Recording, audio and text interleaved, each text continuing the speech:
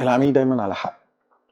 كلمة اتعلمناها من زمان قوي من واحنا صغيرين، بس لما كبرنا فهمنا ان في حاجة مهمة جدا اسمها voice of customer، وتعلمنا في السبلاي تشين يعني ايه يبقى عندي حاجة اسمها customer focused organization.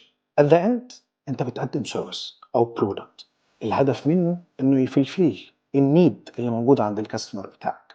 تعرف منين ان انت بتشتغل صح ولا غلط؟ ومش بتكلم هنا على البرفورمانس ماتريكس، انا بتكلم في انك عملت فعلا ديليفر للنيد بتاعت الكلاينت بتاعك. مهم جدا انك طول الوقت تبص على الكاستمر فيدباك. مهم جدا انك لما تيجي تفكر في الدليفري اوف بروسيس، الدليفري اوف سيرفيس، الدليفري اوف برودكت، انك تبقى فاهم ايه النيد اللي عند الكاستمر بتاعك.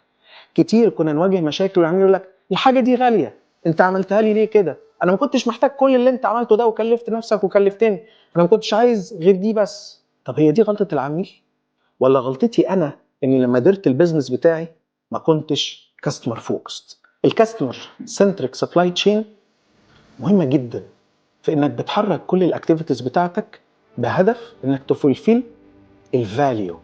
الفاليو اوف سبلاي تشين هي الفاليو اللي عايزها الكلاينت بتاعك، الكاستمر. هي اللي بتحدد لك انت مشيت صح ولا لا، هي اللي بتحدد لك كمل في الطريق ده ولا محتاج ان انت تغير الدايركشن. وهو ده اللي بيساعد الشركة انها تنجح وتوصل لاودينس اكبر وتحقق نجاح اكتر مع العميل بتاعها.